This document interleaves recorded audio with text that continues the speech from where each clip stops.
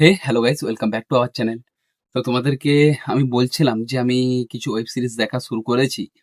আর এর আগেও আমি ওয়েব সিরিজ দেখতাম, ঠিক আছে? কিন্তু আমি মানে এবার দেখো কোনো ওয়েব সিরিজ আছে এত বড় বড় সিজন হয়ে গেছে তাদের, দেখাটা কিন্তু অসম্ভব ব্যাপার হয়ে ওঠে। কিন্তু আমি বললাম যে না, ঠিক আছে, সবগুলো ওয়েব সিরিজ প্রায় দেখা হয়ে গেছে। যেগুলো ভালো ভালো ছিল তার মধ্যে গেম অফ থ্রোনসও ছিল। দেখা হয়নি সেটা, তো সেটা আমি রিসেন্টলি কিছুদিন হলো ফার্স্ট এপিসোডটা দেখা শেষ করেছি, সেকেন্ড এপিসোডটা দেখা চলছে।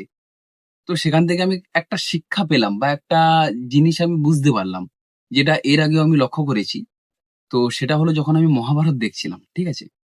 তো সেখানেও দেখানো হয়েছে, আর এখানেও দেখানো হচ্ছে এখনো পর্যন্ত। সেটা হলো কি, যে সিয়াসত বলতে আমাদের যে রাজার যে রাজত্ব থাকে, বা কোনো মুখ্যমন্ত্রী বা প্রধানমন্ত্রীর যে রাজত্ব থাকে, যে গদ্দি থাকে, সেটার জন্য সবাই মারামারি করে, লড়াই যুদ্ধ করে। অ্যাকচুয়ালি লড়াই যুদ্ধে সবাই কিন্তু নেতৃত্ব করে, ঠিক আছে? যারা বড়, বড় পদে আছে, যারা তোমার কি বলা যায়? যারা মানে ওই যে সেনার যারা প্রধান থাকে, সেনাপতি এসে ওর সবাই কিন্তু করে। আর রাজারা জাস্ট মারামারি করে, কিন্তু ওদের সময় এলে ওদের কেউ মারে না, ঠিক আছে? ছেড়ে দেয়া হয়, গোলাম বানিয়ে রাখে, এইসব করে। কিন্তু যারা অসহায় মানুষ আছে তাদের কিন্তু মৃত্যু অবশ্যই হয়। তো যাই হোক, এটা একটা রাজার নীতি বা কোনো একটা রাজনীতির একটা ধরন বা কায়দা কানুন, যাই হোক, এটার মানে প্রসেস চলেই আসছে। এটা কেউ কোনোদিন বন্ধও করতে পারবে না, কিছুই হবে না জিনিসগুলো, ঠিক আছে?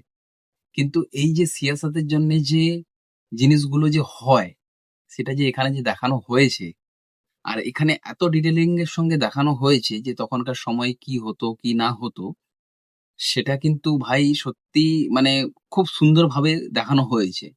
আমার মনে হয় যে আমাদের ইন্ডিয়ার যে আ কি বলা যায়? ইন্ডিয়ার যে হিস্ট্রি যেটা আছে, আগেকার সময়কার, সেটাকেও যদি এভাবে রিপ্রেজেন্ট করা যায়, তাহলে সেটাও একটা হিস্টোরিক্যাল এরকম ওয়েব সিরিজ হিসাবে দাঁড়াতে পারে। যেমন আমি তোমাদেরকে একটা উদাহরণ দেই। উদাহরণ নয়, একটা ছোট্ট একটা ওয়েব সিরিজের ঘটনা বলি। যেটা আমাদের বাংলার একটা ওয়েব সিরিজ, যেটা একটা ইন্ডিয়ার ওয়েব সিরিজ। সেটা ছিল 'দ্য বেঙ্গল ফাইল', ঠিক আছে? আর ওর আগেও একটা বেরিয়েছিল এরকম টাইপের একটা ফাইল বেস। আমার ঠিক মনে নেই এই মুহূর্তে। সেটা হিন্দিতে বেরিয়েছিল। আর এটা বাংলাতে বেরিয়েছিল। এই যে বেঙ্গল ফাইলে যেটা দেখানো হয়েছে না বস, সত্যি বলতে কি, যেভাবে ফুটিয়ে তোলা হয়েছে বা যেভাবে ওটাকে দেখানো হয়েছে, ওই জিনিসটা কিন্তু কিছুটা এর সঙ্গে রিলেট করে জিনিসগুলো। তুমি সবসময়ের জন্য যদি নাও থাকতে পারো, বাট তোমার যে আধিপত্যটা তুমি কিভাবে বিস্তার করবে সেটার সম্বন্ধে কিন্তু এখানে দেখানো হয়েছে জিনিসগুলো। ঠিক আছে? তো এইসব এখন মানে আমি সত্যি কথা বলতে এটা আমি ভাবছিলাম যে, যদি এরকম এখনো থাকতো বা এরকম এখনো হতো, বা যে জিনিসগুলো দেখানো হয়েছে, আমার তো এখন পুরোটা শেষ হয়নি। যেহেতু সিজন 8 অব্দি বেরিয়েছে, আমার মাত্র সিজন 2 চলছে। আমি পরপর করে যখন আরো ডিপলি যাবো, তখন আরো তোমাদেরকে ভালোভাবে আমি বলতে পারবো যে জিনিসগুলো কেন এরকম করা হয়? কেন একজন বন্ধুও তার শত্রু হয়ে ওঠে এই সিয়াসতের যুদ্ধে? আর কেন তার যাকে কথা দিয়েও কথা রাখতে পারা যায় না, ওই জিনিসগুলো কেন হয়? এটা এখনো বোঝা যায়নি। কেন হচ্ছে এই জিনিসগুলো এরকমভাবে? তো দেখো, আমরা এমন একটা সময়ে মানে জন্ম নিয়েছি, যেই সময়টা এগুলোকে বোঝা খুব টাফ। কারণ আগেকার যুগের মানুষ তাও বুঝতে পারতো কেন হতো, কেন হতো না, কেন হয় না জিনিসগুলো। কিন্তু আমরা এখন এমন মডার্ন যুগে জন্ম নিয়েছি, এগুলো আমাদের কাছে কেমন কাল্পনিক মনে হয়। তাই জন্য আমাদের বেশি ইন্টারেস্টেড লাগে। সত্যিই কি হয়েছিল? সত্যিই কি হয়েছিল জিনিসগুলো? যেগুলো দেখানো হচ্ছে।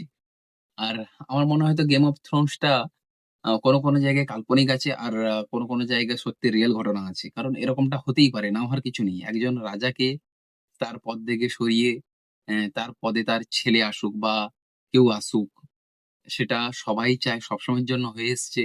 আমরা যখন আমাদের ইতিহাস পড়ছিলাম মোগল সাম্রাজ্যে, তখন সবাই দেখেছে যে মোগল সাম্রাজ্যতে তার ছেলে তার বাবাকে হত্যা করে দিয়ে, মানে মেরে ফেলে, সে নিজেই রাজা হতে চাইছে, বা তার ভাইয়ের ছেলে, এরকম একটা সবসময়ের জন্য ঘটনা আমরা দেখেছি।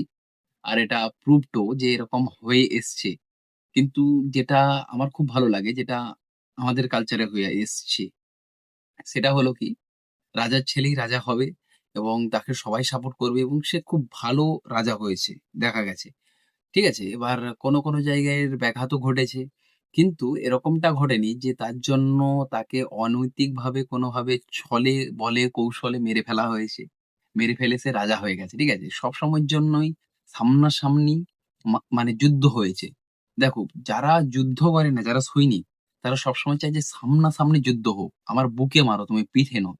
আর পিঠে যারা মারে না, তারা খুব ষড়যন্ত্রী হয়। তারা ভীতু নয়, তারা ষড়যন্ত্রী হয় যে, আমি যদি একে সামনাসামনি মারতে যাই, তাহলে আমি মারতে পারব না। আমাকে একে পেছন থেকেই মারতে হবে।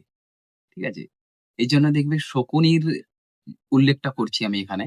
কারণ শকুনি একমাত্র এমন এক প্লেয়ার ছিল, মানে এমন এক মানে ক্যারেক্টার বা এমন এক কি বলা যায়? ষড়যন্ত্রী ছিল, যার লেভেল আলাগ ছিল, আলাগ লেভেলেরই ছিল। ওর ষড়যন্ত্রগুলো সবাই বুঝতে পারত কিন্তু কেউ কিছু করতে পারত না। ও এমনভাবে করত জিনিসগুলো। মাস্টার মাইন্ড, হ্যাঁ? ওই ডিপ্লোম্যাট বলা হয় না? সেরকমই ছিল। ভাই সেই লেভেলের। আরো তো তারা তো গড লেভেলের ছিল। যেমন আমার মনে হয় শ্রীকৃষ্ণ তিনি গড মানে তিনি এমনিতেই গডই ছিলেন। তো তেনার আমি উল্লেখ কেন করছি? তেনার যে ডিপ্লোম্যাটিক যে ওখানে দেখানো হয়েছে যে জিনিসটা, কেউ যদি মহাভারত আগেকার জেগে থাকে, এখন দেখে থাকে, কেউ যদি পড়ে থাকে, কেউ যদি কোনো মানে কি বলা যায়? এখন তো ইজি টু হয়ে গেছে। কারণ কি এখন ইন্টারনেট হয়ে গেছে। সেখান থেকে তুমি সবকিছু তথ্য পেয়ে যাবে অটোমেটিক্যালি। তো সেখান থেকে তোমরা যদি দেখে থাকো অবশ্যই তোমরা জানতে পারবে যে কি হচ্ছিল আর কি না হচ্ছিল। ঠিক আছে? এই যে সিয়াসতের যে যুদ্ধ এটা ওই যে যবে থেকে মানুষের জন্ম হয়েছে তারপর থেকেই কিন্তু এখন পর্যন্ত চলে আসছে। দেখতেই পাচ্ছ তোমরা। যারা পশ্চিমবঙ্গে থাকে বা পশ্চিমবঙ্গের বাইরে থাকে, যারা ভারতে থাকে বা ভারতের বাইরে থাকে তারাও দেখছে যে সিয়াসতের যুদ্ধটা কি হয়, কি না হয়। তো এইসব কিন্তু ঘটনাগুলো কিন্তু সাময়িক বা কেউ যে কোনো পরিকল্পনা করছে, এইগুলো কিন্তু ভাই তারা আলাগ লেভেলের একদম সিয়াসাতে যুদ্ধ করছে। ঠিক আছে? আর আমি যে স্টেটে থাকি, সেই স্টেটে যিনি এখন রাজা হয়ে আছেন, তার মানে তার যে সিয়াসাতের যে যুদ্ধ, সে আলাগ লেভেলে করছে। মানে সত্যি কথা বলতে কি সে যে যুদ্ধটা করছে, সত্যি তার জন্য মানে তেনাকে খুব ধন্যবাদ। ধন্যবাদ বলতে কি তিনি আলাগ লেভেলের করছেন সিয়াসতের যুদ্ধ। কিন্তু দেখো সে তার মতোই কিন্তু ঠিকঠাক করে করছে। ঠিক আছে? আমি এটা বলব না যে তার জন্য আমাদের রাজ্যের বা কোনো কিছু খারাপ হলে সেটার ইফেক্ট কিন্তু আলাদা। ঠিক আছে? আমি এটা বলছি না তিনি খেলোয়াড় হিসাবে ভালো। আমি এটাই বলতে চাইছি। ঠিক আছে? এত কিছু আমি এক্সপ্লেইন করব না। তিনি খেলোয়াড় হিসাবে ভালো। কিন্তু তার জন্য দলের উপরে কি ইফেক্ট পড়ছে সেটার জন্য আমি কোনো কিছু কথা বলব না, কমেন্ট করব না। ঠিক আছে? এই যে জিনিসটা যে আমি কতটা ভালো, এই যে তোমাদেরকে এর আগেও বলেছিলাম যখন আমি ওপেনহাইমারের সম্বন্ধে বলছিলাম যে তিনি বিজ্ঞানী হিসাবে ভালো।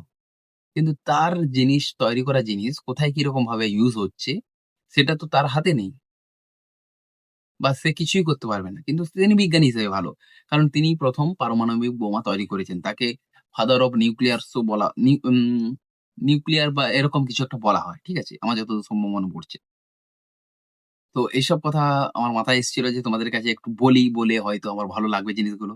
আর তোমাদের যদি ভিডিওগুলো ভালো লেগে থাকে অবশ্যই লাইক, শেয়ার অ্যান্ড সাবস্ক্রাইব করে দাও। দেখা হচ্ছে তোমাদের সঙ্গে নেক্সট ভিডিওতে। Tata bye bye.